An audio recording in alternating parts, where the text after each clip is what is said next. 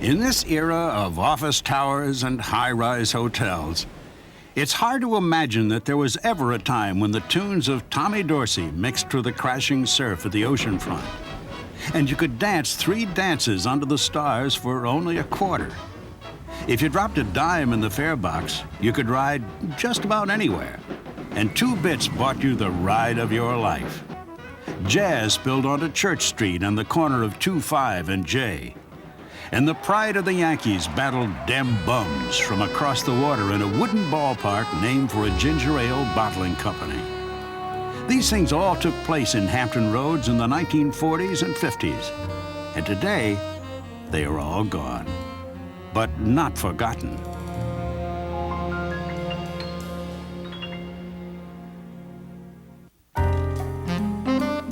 Before the days of the expressways and 2-car garages, if you wanted to get anywhere, you had to take the streetcar. At the age of 18, John Slaughter went to work for the Virginia Electric and Power Company, which ran the streetcars in Norfolk.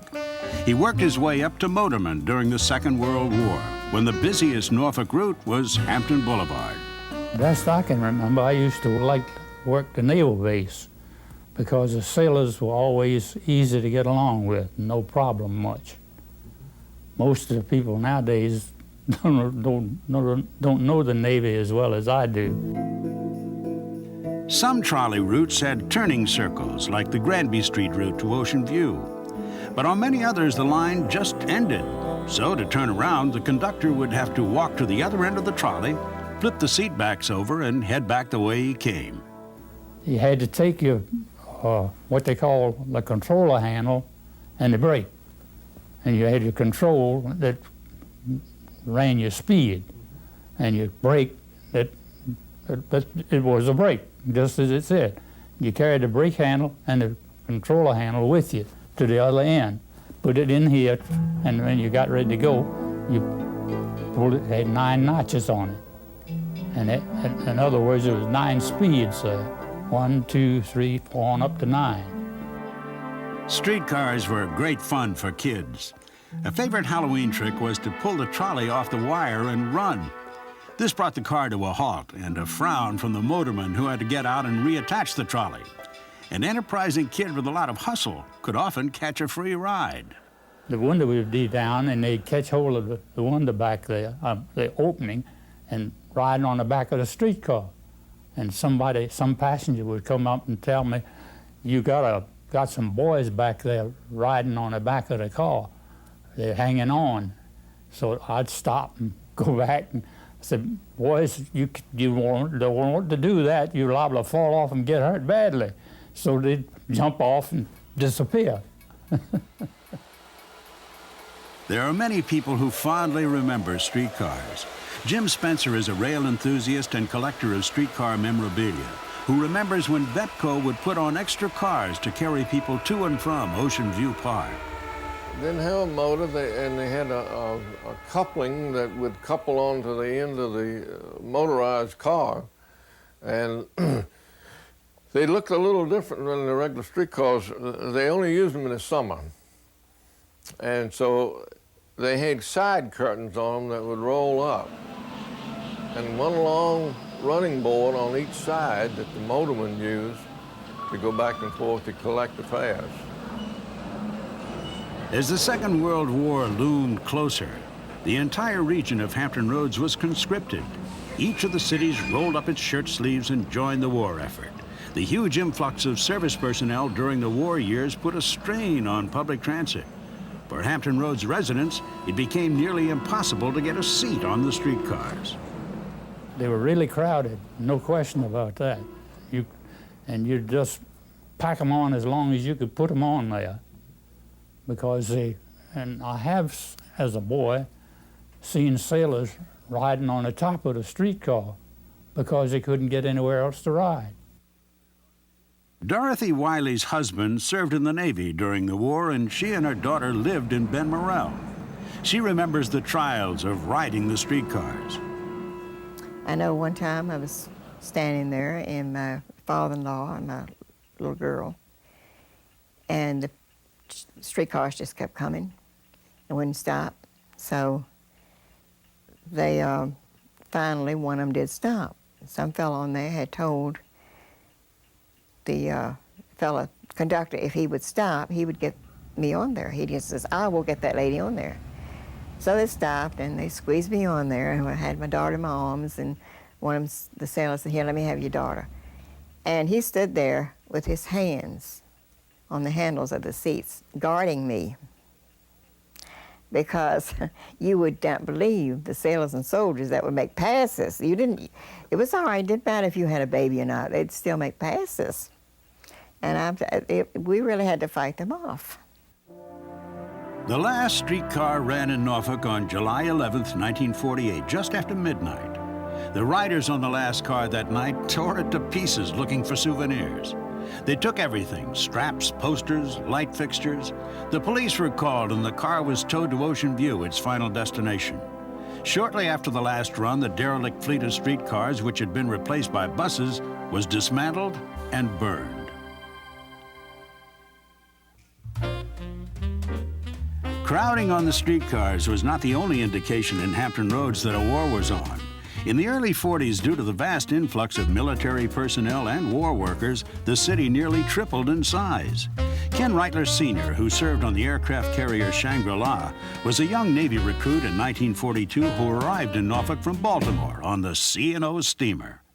I can remember the trolley cars were waiting for us there at City Hall Avenue and Granby, I think right at the Monticello Hotel and the Temple of Music store across the street.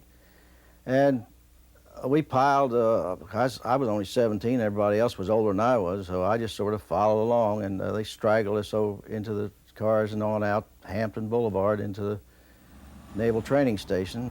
And from then on, I didn't get to see much of Norfolk until we had the one boot Liberty, went down. Remember, Granby Street was wall-to-wall military, and also the Navy Y was the place where everybody went. We went in there and looked around and got ourselves squared away, and then immediately removed our pants out of our leggings so that they wouldn't think we were boots. Of course, the wrinkled pants legs didn't give us away or anything like that, and I'm sure the Shore Patrol didn't recognize that skinned haircut we had. Entertaining the sea of incoming sailors became a crusade among the citizens of Norfolk. Chaperone tea dances were frequent, and good, clean entertainment was provided every night at the Navy YMCA. But the sailors had no trouble finding their own entertainment. Many headed for Norfolk's East Main Street and the Gaiety Burlesque Theater. Lloyd White worked backstage at the Gaiety. It was a small backstage. It was it did not have many lines. It was a hemp house.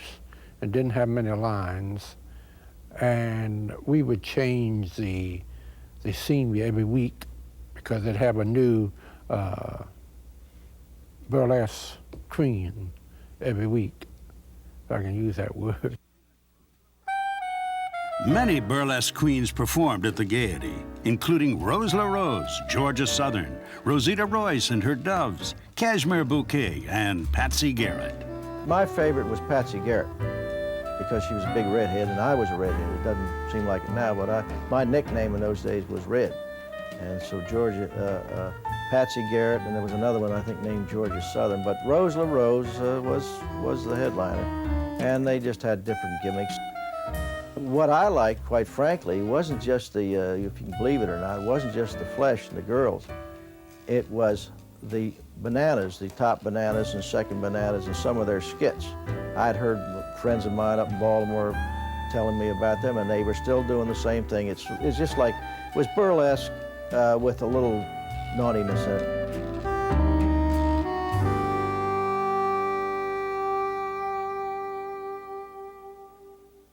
There was a button up front, and the button, the doorman, when the state inspector would come in, he would push the button because the state inspector had a pass, so his picture on it. And he'd push the button backstage to me. And I would go tell the girl, keep it on, keep your G-string on tonight. East Main Street held more than just the Gaiety Theater. It was littered with amusement parlors, tattoo parlors, and saloons. In 1961, the Gaiety was torn down, as was most of East Main Street, to make way for a new Norfolk as the city attempted to clean up its tarnished World War II image. Bank headquarters and four-star hotels now stand where the Gaiety, the Shamrock, the Crazy Cat, and many others served as a diversion for our boys in uniform.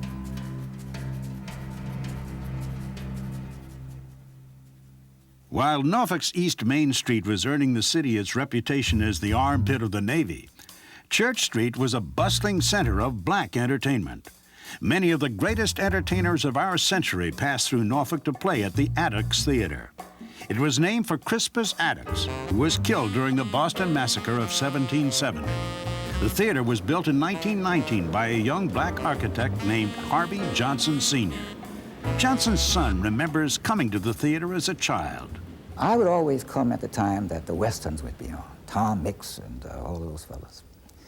And that organist could keep up with the action and actually do create the sounds, the horses' hoofs, the gunshots, and so on. But you needed to know what the people were saying, and the organist couldn't do that, so that the screen would have on it the words that were being said by whichever character. You know, you had to learn how to read. If you couldn't read, you just had to sit there and look at the action or be sitting beside somebody who could read. Kids began reading early during those days. I know I did. By the 1930s, the theater became a movie house known as the Booker T. It was a first-class theater, and the management had a strict dress code. They were very particular about who they would admit. Ida Fitzgerald worked as a cashier at the Booker T.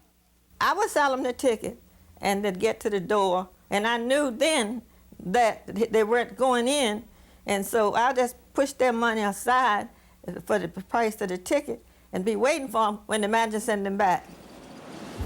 The Attucks still stands on the corner of Church Street and Virginia Beach Boulevard. The once glorious theater is boarded up and sits dark. The city is working with a group of citizens who are trying to renovate the historic theater. I hope that something will come of this. I'm just sure that this theater can be a blessing to the community in terms of its cultural possibilities, and I'd like to see it woven into the fabric of the cultural activities of Tidewater. In the 1940s and 50s, Norfolk, like all the cities in Hampton Roads, was segregated. Adequate housing for the poor and blacks was in short supply, and slums were abundant. Due to strict segregation laws, black entertainers who came to play the Attucks had difficulty finding accommodations, but they were always welcome at the Plaza Hotel on 18th and Church Street. They would stay at the hotel even if they were performing as far away as Charlotte or Greensboro, North Carolina. The Plaza was owned and operated by Bonnie McEachin. I have to say this, that they would say that it was a home away from home. They named it the home away from home.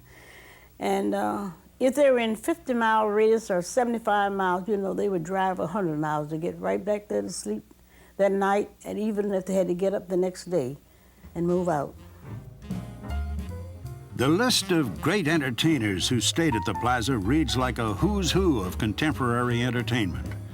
Duke Ellington called Bonnie his satin doll because of her grace and hospitality. People like Duke Ellington would order from New York the steaks he wanted. My husband would go on Colley Avenue, have them cut for him, have them ready for them when he got there. They set up all night long, rehearse, sometime even make songs that was recorded, like Yakety Yak by the Coasters, that was made right in the hotel. As Church Street changed, the clientele of the hotel changed. The Plaza burned in 1980. A dry cleaners now occupies the bottom floor. The third floor was never repaired after the fire. That was a crying time for me. That particular day on December the 3rd, 1980, I had eye surgery, and I wasn't able to do much seeing. But I can never forget the tears that flowed that day when it was burning, and they told me the next day that I wouldn't be able to operate it again. I'd have to tear it down and rebuild. The center of black social life on the peninsula was the corner of 25th Street and Jefferson Avenue in Newport News. The corner has changed quite a bit today, but in the 40s and 50s it was known to the locals as 25 and J. The young men who came here and the service were always told to go to 25 and J. That was a popular place. Of course, the USO being right down the street, we had a lot of young men who were lonely and didn't have a lot to do after their chores were over for the day. And it was pretty active and safe. We had no problems. We had no problems, nothing like today when you were afraid to walk the streets. Great music wasn't the only distraction for Hampton Roads residents. Our region was home to many sports teams, including several Negro semi-pro baseball teams. Thomas Burt, John Allen, and General Venable all played for the Norfolk Tigers. We had some fans. All we had dedicated. They would follow us in cars going to different places. Yes. We had fans that would follow us going to places in the cars, take their car. It really wasn't anything to do. You know, people come from church, Sunday they was finished, no activities, so they were looking forward to baseball games and stuff like that. Burt keeps a Hall of Fame wall in his home. He tried out for the Brooklyn Dodgers in the early 50s and went on to play professionally in the Negro Leagues. But he and his teammates were born too soon for a shot at the majors. You had to be a Robinson or a Mays. Yeah, exceptional. You had to be that good in order to get a look. It's a lot of fellas around here could have made major leagues with the greatest of ease, but they just never did get a chance. 3 minor league baseball teams played in the region. The Portsmouth Cubs, the Norfolk Tars, which was a Yankee farm club, and the Newport News Dodgers. All 3 were part of the highly competitive Piedmont League. The Tars played at Bain Field, which was replaced by High Rock Park, named for the ginger ale bottling company. The park was renamed Myers Field after local dentist Eddie Myers purchased the park. It was filled in ground, and much of the fill they put in originally contained tin cans, empty tin cans. And during some of the heavy rain and the weight of the dirt, the cans collapsed and the field sank about 3 or 4 feet. Well, fortunately, the field was so large they could move the fences in beyond the holes and go on playing. Ray White pitched a few years in the Yankee farm system for the Tars before he became their manager in the 1940s. He has the dubious honor of knocking out Lou Gehrig during a 1936 exhibition between the Yankees and the Tars at Bain Field. Fox hit his home run off Gomez into the left field bleachers at Yankee Stadium, and I don't think it had been done before. And my second shot heard round the world was when I hit Lou Gehrig in the head in an exhibition game, and I even made the Japanese sport pages. Many of the Yankee greats got their start in Norfolk, including Phil Rizzuto, Yogi Berra, and Whitey Ford. Newport News played host to many great players as well. Herbie Morowitz is a sports promoter who is partly responsible for keeping baseball in Newport News. The ballpark was located on what was Virginia Avenue, which is now Warwick Avenue. And the right field fence was backed up against the C&O railroad track. And the right field foul line was about 210 feet, but they had a 20-foot screen. And Duke Snyder was a left-handed hitter. In this particular game, he hit one over this right field screen, and it landed in a C&O coal car and went all the way to West Virginia. And that's what's known as the longest home run ever hit in baseball. The right field fence was 265 feet. And man, I had to pitch to them guys, and the left-hand hitters, I'd keep the curve away from them being left-handed, but when I went against the right-handers, well, of course, the left-hander should have been the one hitting home runs on that short fence, but anybody could hit one. You could stand on home plate and throw it over the fence easy. And there's a railroad track down there, and all these guys got on top of these box cars, you know, had been sitting there overnight. And they were watching that game, and sometimes they'd hit line drives over there, and they'd have to jump out of the way, almost kill themselves getting off of them train. In 1948, the Dodgers moved into the War Memorial Stadium on Pembroke Avenue. Wayne Johnson pitched the opening game against Whitey Ford as the Dodgers and the Tars played to a 3-2 decision for the Dodgers. Johnson played for the Newport News Dodgers in the late 40s, on the same team with Gil Hodges and TV's rifleman Chuck Connors. In fact, Johnson says he was the man who got Chuck started in show business. He loved to do this Casey at the bat, and man, the mighty Casey struck out, and he'd make like, he had an imaginary pitcher there pitching, and he'd spit at the ball when it went by, and he'd cuss the guy, and oh, he'd lay it on him. He was funny, I'm telling you. He done all kind of stuff. I couldn't say what all he did do. So I told him one day, I said, Chuck, I got him to say that thing 2 or 3 times. He hesitated each time, and so I told him one time, I said, Chuck, how about seeing Casey at the bat today? We're sitting out in a park, you know, dinner hour, and he said, oh, hell, you don't care about here now. And so I laughed, and I said, yeah, I do, too. And so he told me, he said, you just a smart aleck. He wasn't mad, he was laughing and said, you just a smart aleck. And I said, no, I ain't either. You should be in the movies. I mean it, Chuck. You are sensational, and you ought to be in the daggone movies. Portsmouth's Frank Lawrence Stadium was home to the Cubs Farm Club. The baseball portion of the stadium has been torn down, and it is now called Portsmouth Stadium. Harry Land caught for the Portsmouth Cubs in the late 40s. When I started playing, I was a high-priced rookie. I made $125 a month. We got 50 cents a day for a meal, and normally you were gone but one meal. You'd go play ball and you get a 50-cent piece. Today, you hear people talk about the differences of ball players of today and the differences of ball players when I played.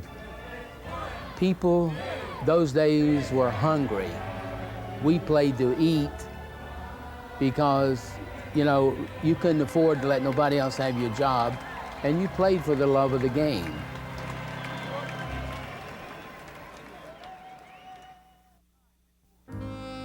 There was a time before multiplex theaters and shopping malls that if you wanted to see a movie, you had to go downtown. If you lived in Norfolk, that meant a trip to Granby Street to visit the Nova or the Lowe State Theater.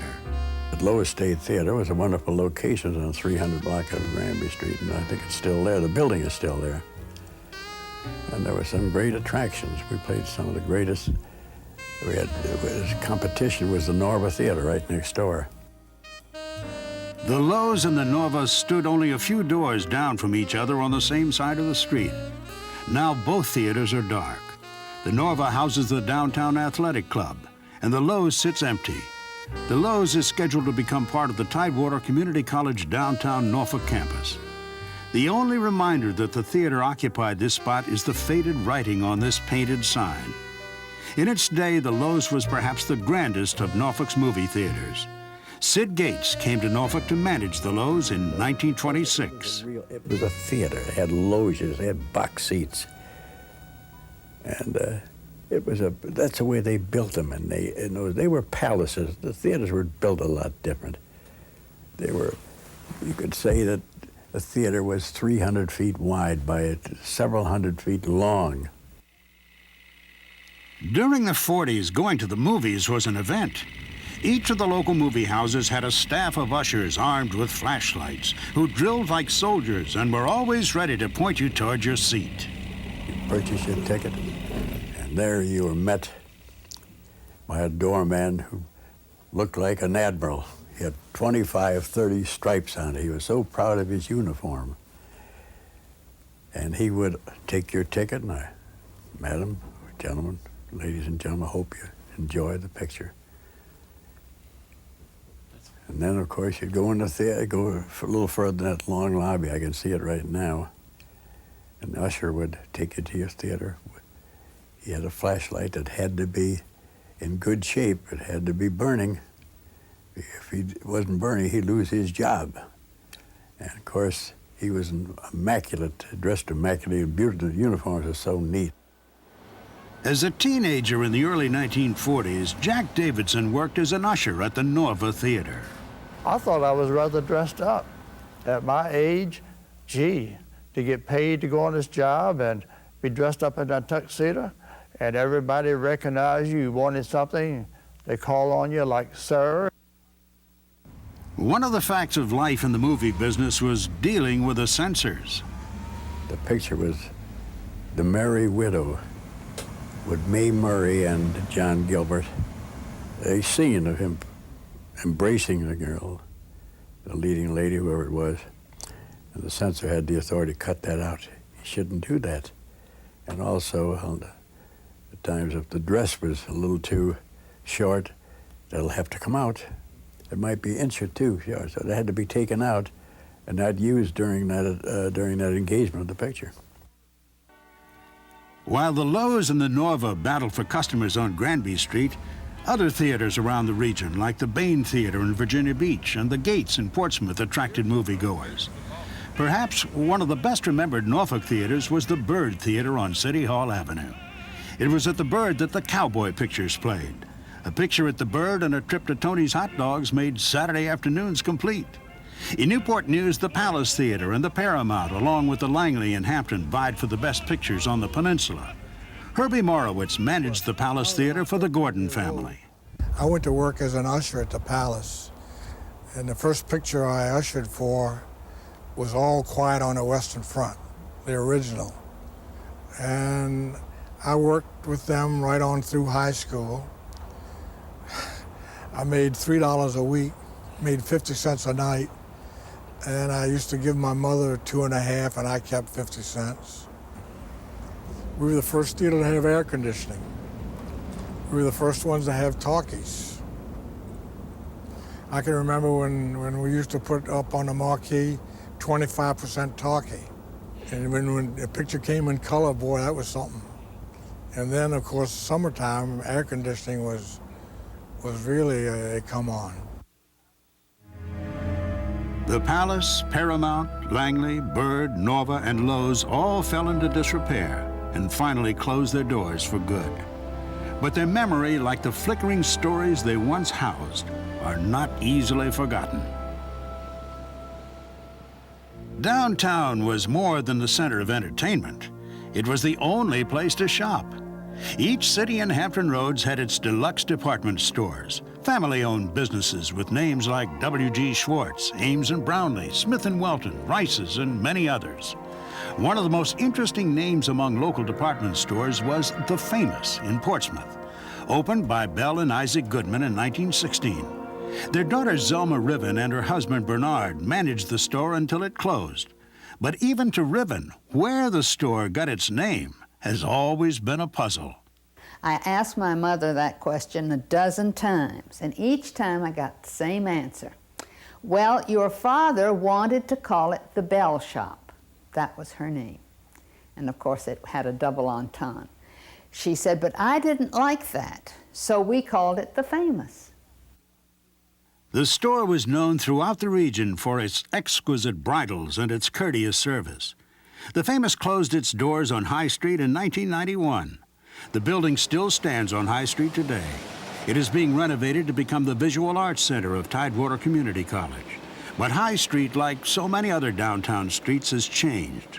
Mike Williams, a retired newspaper photographer for the Portsmouth Star, remembers when High Street bustled with activity. There were so many things on High Street, and High Street was such an active place. Portsmouth was a parade town. They all had parades. Every time you turned around, there was a parade, and the place would be packed with people. Now no one goes downtown. You didn't have to look too hard in Hampton Roads to find a parade. Suffolk had its Peanut Festival, complete with a Peanut Queen, and Hampton had its Seafood Festival with its Queen Lorelei. This parade was held on Washington Avenue in Newport News. And if you look closely, you can see the large neon coffee pot in front of Antine's drugstore. Washington Avenue was also the address of perhaps the grandest of the local department stores. Nachman's was founded in 1893 by Saul and Ida Nachman. As the store grew, it changed locations several times. In 1929, they built a 4-story, 60,000 square foot store on 32nd Street and Washington Avenue in downtown Newport News. The downtown store became the 3rd largest retail store in the state, second only to Miller & Rhodes and Thalheimer's in Richmond. Nachman's is best remembered for its generous credit policy. Sue Ann Bangle and Joanne Roos are twin granddaughters of Saul Nachman. He often was more concerned whether his customers had food on their table or coal in their bins. And very often someone would come in and they needed something, but they weren't able to pay. And they'd say, "Mr. Nachman, I'm not able to pay for this." And he would say, "Do you have money for food and coal?" And very often the customer who came in to try to buy something on credit went out with some money in their pockets because my grandfather wanted to assure that the family would be warm and fed. And he always felt that one day they would come and they would pay. Nachman's was the epitome of class and style, selling only first-rate merchandise. It was also a leader in social causes. In the 50s, Nachman's worked with the local Newport News businesses to integrate their lunch counters. Bill Roos managed the store at the time. We met with some of the leaders of the black community and said, "We don't want this to happen in Newport News. There's no need for it. We agree with what you want. And so on such and such a day this week, we would like you to come in and sit down and be our guest for lunch, and we'll sit down with you." And of course, it seems like such a stupid thing today, and it was, but it was a big thing then. Although the Nachman store on 32nd and Washington Avenue has been closed for nearly 20 years, the employees of Nachman's still get together twice a year to talk about old times and remember what life was like as part of the Nachman's family. It started as a 20-year club. That's how it started out. People, personnel that had worked 20 years or more, and they would get together. And then after the business was sold and changed hands, that core began to build, and they wanted to still get together and be together. Virginia Bass, who coordinates these reunion luncheons, worked 22 years in the children's department. She remembers the day they demolished the Washington Avenue store and turned it into a parking lot. I saw this big ball that you knock buildings down with. It was going backwards and forwards. And then I came back by the same way, and it was still doing it. And I cried because it was sad to think that that building, after all those years, was going down. Nothing. Just wouldn't be nothing. And my husband says, "What are you crying for?" I said, "Well, it's being torn down, you know." And it was sad. It really was. Surrounded by water, our region is filled with working folks and tourists who are just passing through. To accommodate these tourists, early in this century, each of the Hampton Roads cities built a deluxe hotel.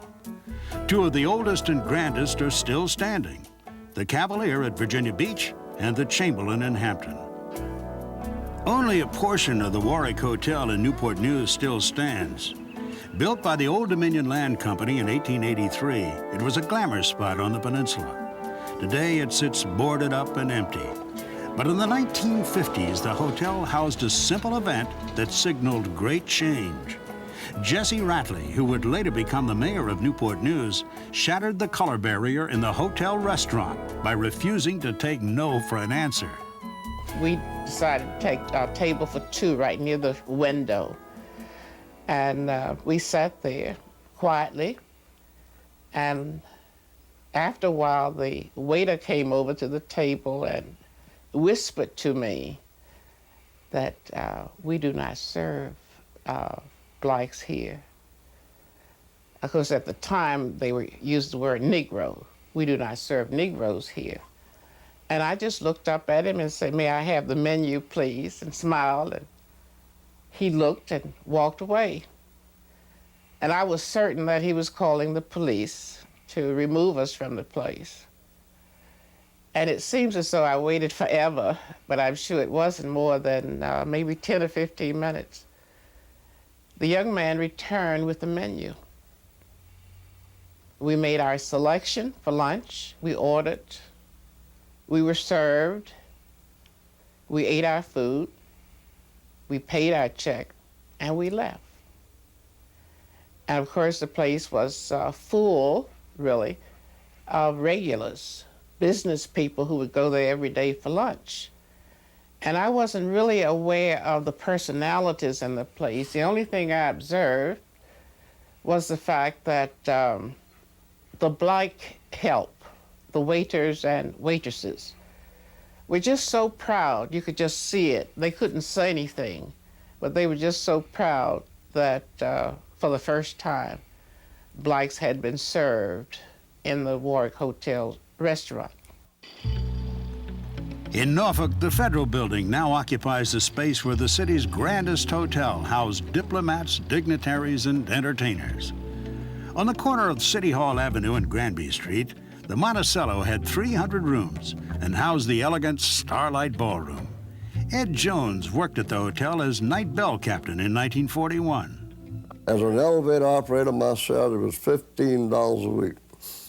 We wore uniforms furnished by the hotel, and they kept our uniforms clean and pressed for us, but it cost us 75 cents a week for that service, and then they took 15 cents out for Social Security.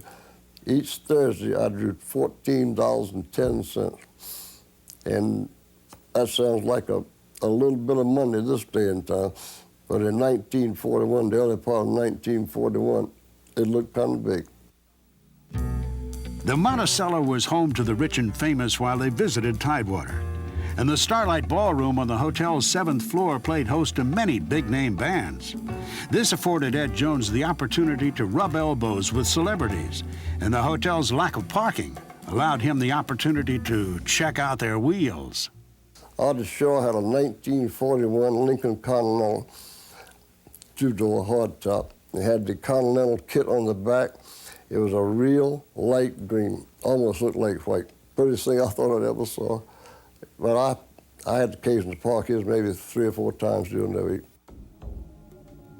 The Monticello was demolished in the 1970s. It came down in a huge cloud of dust. Locals collected doorknobs and bricks from the once proud hotel. Jones could not bring himself to attend the implosion. I just always felt like it was a part of my life. When it went down, I'm a little sad about it. I'm not really sorry I didn't go there and see it. As I have thought back over my life, considering the hours I worked, the type of work I did, all the nice people I met, I believe it was the best job I ever had.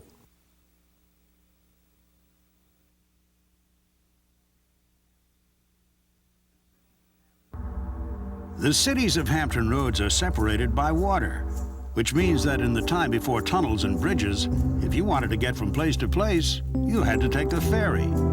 J.C. Twine captained the Portsmouth ferries during the war years.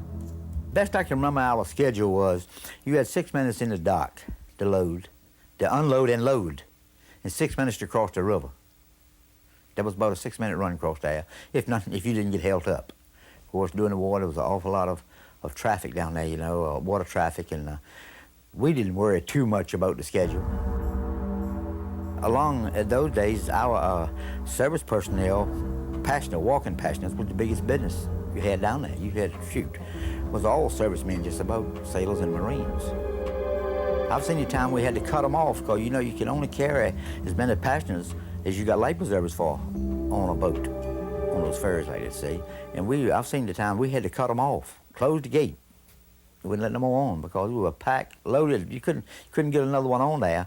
And there's lots of times I'm sure that we violated the law because we had no way of counting them, because when you open that door, they'd come down there 25 and 30 thick. The only remnant of the local ferry service is the Elizabeth River Ferry, run by TRT.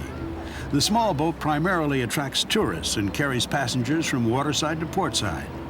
As traffic throughout the region increased, tunnels began to replace the ferries. When the tunnel was built from Norfolk to Portsmouth, Twine took a job working on the Newport News ferries. I worked down there about 10 years before they built the tunnel. It was a very good while. After I went to work down there, I'd been working down there quite a while, and they started building a tunnel down there. So everywhere I go, they build a tunnel.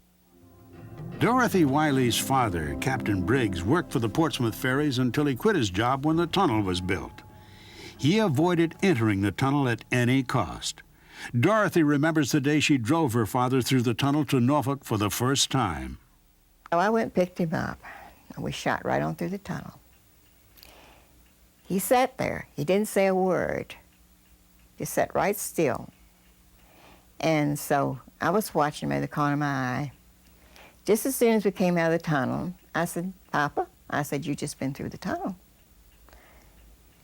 And he says, "Dorothy, you sure are a good driver."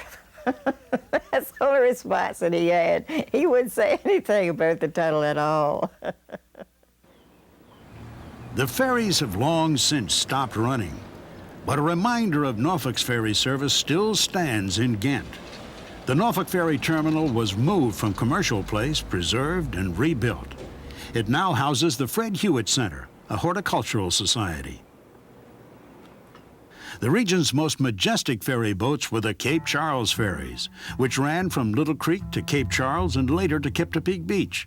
The ferries were built in Wilmington, Delaware for the Virginia Ferry Corporation in the 1930s. The Pocahontas, launched in September of 1940, was one of the oldest and grandest of the Cape Charles ferries. Captain Bill Parks piloted the Pocahontas. The Pocahontas, which was my favorite, she had a slow roll, almost like she was top-heavy. But her roll was very slow. First, she must have had a high center of gravity, I don't know. And the others would roll very fast, call us stiff. The Pocahontas was tender, and the other boats were very stiff. The Pocahontas was one of 7 Cape Charles ferries. Equipped with a dining room and a ballroom, she was more than a ferry boat. On bright summer nights, after carrying hundreds of cars to the eastern shore, passengers danced on her decks during periodic moonlight cruises. But the Pocahontas was designed for more than just dancing. She could do 13 miles per hour in 40 feet of water and made the trip to the eastern shore in 1 hour and 45 minutes. She was fast and built specifically to handle bad weather. The wind sea, the worst I think I've ever seen was out from the northwest. The winds from the northwest. And we used to try to tack those boats like sailboats going across the bay to, to try to minimize the rolling, in the rough weather. And a lot of times it would work. The Cape Charles ferries stopped running in 1964 when the Chesapeake Bay Bridge Tunnel opened. The ferry terminal in Kiptopeke is now part of a state park. It is boarded up and sits eerily silent, protected by a fleet of 9 concrete ships. The concrete ships were built during the Second World War to carry cargo. They were bought by the ferry company in 1948 and now serve as a breakwater for the ferry landing. The Pennsylvania Railroad built the Little Creek Cape Charles ferries in the 30s to lure people from the Northeast to the new resort town of Virginia Beach. At the time the ferries were built, Virginia Beach didn't have much to offer besides Seaside Park and the Cavalier Hotel. But as the Depression drew to a close, summer beach clubs became the center of nightlife at Virginia Beach. Every big band in the country came to Virginia Beach. It was an important place, and the summer beach clubs were so enticing to the band members as well as to the public who came to hear them. 2 of the most popular beach clubs were the Cavalier Beach Club and the Surf Club. And on many nights, it was difficult to decide which one to attend. I was dating Danette, who was my wife, and she liked the Glenn Miller Band, and Glenn Miller was at the Surf Club, and I liked the Dorsey Band, and they were at the Cavalier. Well, we never got to the Surf Club. She's never gotten over it, to tell you the truth. But Dorsey Band had Frank Sinatra and Joe Stafford, Connie Haynes, and it was a good band. Sunday afternoon tea dances were wildly popular and well attended. Facing the ocean, the clubs are open to the elements. In the summer, things would heat up on the dance floor. You wore a coat and tie, you really did, and sometimes after dancing all afternoon in that sun, you had a hard time getting the tie off. I can tell you, it just stuck to you. All of the big-name bands made a stop at one of the clubs at Virginia Beach. Here you can see a film crew setting up to film the band at the Cavalier Beach Club. Many radio broadcasts also originated from the clubs. If you couldn't listen on radio or afford the club's $30 membership fee, that didn't mean you couldn't enjoy the music. People would bring in their bathing suits or shorts with a blanket and maybe a tub with some beer in it and sit on the beach and listen to the music. We belonged to both clubs, fortunately, and we'd go depending on which band we wanted to see.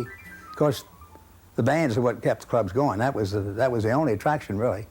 except both clubs, well, the Cavalier had a whole lot more cabanas that people would rent for the season. The Cavalier Beach Club is no longer in use. The once shimmering dance floor is buckled, and when the tide is up, it is completely submerged by seawater. A little farther up Atlantic Avenue, the Ramada now stands on the former site of the Surf Club. All that remains is this row of cabanas. Virginia Beach became a popular vacation spot as people flocked to the ocean front. One of the earliest attractions at the beach was Seaside Park, built by the railroad company to encourage weekend travel. Each weekend, excursion trains visited the park, unloading hundreds of vacationers at once. Jimmy Jordan worked at one of the park's many soda fountains. Pacific Avenue was a railroad track, and these excursions would come, and we'd all be sitting there waiting for them at the fountains, nothing to do, and then they'd get off and they'd run across that field right up to the picnic area, and we were busy the rest of the day. But when we weren't busy, we would make chocolate popsicles. We would put vanilla ice cream on a stick, flat stick, and then dip it in chocolate. And then after it stopped dripping, put it in the freezer. And we sold a lot of those things for 5 cents. It was just unbelievable. Seaside Park had many attractions to entertain visitors. But in the 30s, its most popular attraction was the Peacock Ballroom. They let the girls come in for nothing. The boys, they charged $1 a piece. We didn't have $1 a piece in those days, but what they would do when you paid your $1, they would pin a little tag through the hole in your left lapel of your jacket. So 4 of us would go down together and each put up a quarter, and we'd trade the jacket and dance every 4th dance. Virginia Beach and Seaside Park were segregated. Blacks enjoyed separate resorts like Seaview Beach in Virginia Beach and Bayshore in Hampton. The summer happening, as the kids say, was at Bayshore. The white part was called Buckrow. The black part was called Bayshore, and they were side by side with a fence between them that really extended out into the water to separate the two. And there was bathing, dancing. We would have entertainment, restaurants, and it was well attended. It was really packed. It was crowded. That was the place to go in the summer when you wanted to see people. Bayshore's neighbor, Buckrow Beach, was built as a trolley park in 1897. Buckrow was a family park and the final destination of many Sunday school trains coming from as far away as Richmond. It was a very popular place for people, especially those young people, to gather. In fact, I'm still pretty proud of the fact that we had many parents who would come down, drop their children off at our gates, leave them all evening, and come back and pick them up at 10 or 11 o'clock. And that was, I thought, a kind of a nice tribute to us, because it was a nice, cleanly run family park. Due to rising insurance rates and falling attendance, Buckrow closed in 1985. The attractions were sold off and the land is now a city park. The carousel was restored by the city of Hampton and moved downtown. Today, for 50 cents, you can still ride the carousel and hear the strains of the original calliope, piping the music of an era that has all but disappeared. Buckrow's roller coaster, the Dips, also found renewed life. It was built of longleaf heart pine, and when the roller coaster was torn down, the valuable wood went to Colonial Williamsburg. So somewhere along Duke of Gloucester Street are little pieces of the Dips from Buckrow Beach. Hampton Roads' largest amusement park was Ocean View Park. Built in 1899 by the Streetcar Company, the park had it all. The Skyrocket, Dumar's ice cream cones, a bathhouse, and even a burlesque theater for a brief time. It was a wonderful part of the Ocean View neighborhood. David Lawrence is the director of Ocean View Station, a museum devoted to preserving the history of Ocean View. It was a good place to sit down and watch the people go by and flirt with the girls, but in addition to that, we had band concerts in the afternoons. Then we'd have band concerts. Well, today it's all that the same night. And one of the things that interested me was going down here on every Tuesday night for a while. They would have fireworks, and I'd go down on the beach and watch the fireworks go off. And that provided a lot of entertainment for me. The Cooper family bought the park in 1941. Sam Miller and his son Richard both managed the park in different eras. Sam managed Ocean View Park during the Second World War and remembers the many changes he had to make. The Navy asked us to keep that park running, but we had to keep the lights protected from the bay in case the submarine ever went through the nets that were out at the bay where it connects into the ocean. And we had to put a wall way around the whole park facing the water. And we kept it up there for a long time. And then when the war was over, we took them down. A tragic accident in 1958 brought more changes to the park. We had someone repainting the horses in a merry-go-round. And through some accident, the thing that was during the wintertime and the thing that was using for heat fell, and oil went around and burned the whole park down. Ocean View Park was rebuilt and new attractions were added, but it remained a wonderful place for boys to meet girls. Yeah, we lost a lot of help to the opposite sex. They would come to get a job, and all of a sudden they disappear because that reminds me, Richard, of the story with the Ferris wheel. All right. Now here we had a Sunday afternoon. It was packed. The place was packed, and we had what they call a 16-wheel Ferris wheel. 16 seat. Tremendous Ferris 16 wheel. seat. And it held a great number of people. How many people did 32. it? About 32 people. And it was full. And after you take them around 6 or 8 times and you unload them. But at this time, when it was very busy, we had one person on one side taking the tickets and the other one working the controls. A couple of girls came up there and started talking to them, and they made a date. And while the thing was going around, they were talking to these 2 operators. So they just let the thing go because it runs by itself, and they just stay there in emergency in case something happens, they can shut it down. And they just walked off. And there this thing is going around and around and around. People started to scream up there, get this thing down. Well, they came running to the office, and we realized what happened. We sent a crew down there, and we took them off. 2 suspense thrillers were filmed at Ocean View Park. Universal's Roller Coaster and ABC's made-for-television movie, The Death of Ocean View Park. Originally called Amusement Park, the TV movie was produced in 1979. The film revolved around the rocket, the Ocean View roller coaster exploding into flames. This was easier said than done for the Hollywood special effects crew who had to demolish the 79-year-old coaster on cue. This was probably the first roller coaster that ever was destroyed live for a movie. You know, several have been done since then. And they asked Dad if he thought that they were doing properly in getting the coaster ready to go, and he said absolutely not, that you had to do a lot more cutting of the structure and a lot more preparation in order for it to go as they wanted it. Because he knew, as well as I, that how well that roller coaster was put together, regardless of what other people thought about it. We knew it was well put together. So they were running out of time, and they would not do everything he had said to do. And of course, everybody was in great anticipation, and the moment came, and we had this fantastic explosion that blew out windows for blocks around. But if you had set a glass of water on top of the roller coaster, it would never have spilled. The coaster just did not move. They tried a second time to blow up the rocket. So again, everything was set up, and again we have this magnificent explosion, and again we break out plate glass in surrounding buildings, and again the roller coaster stays up.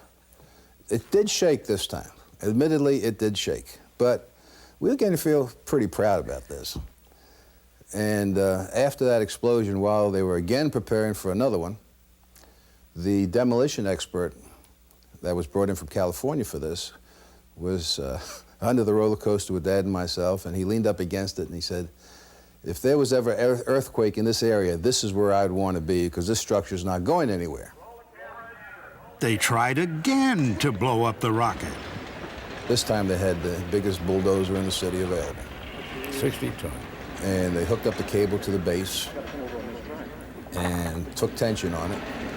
And then when the tension broke the first piece of wood, they set the explosion, the bulldozer took off. And of course, the coaster came down. And that's when the first tears came into our eyes, and that was the saddest moment. And as a note, the place was jammed. Ocean View streets were jammed, and everybody in Norfolk was there. Whoever rode the roller coaster was there.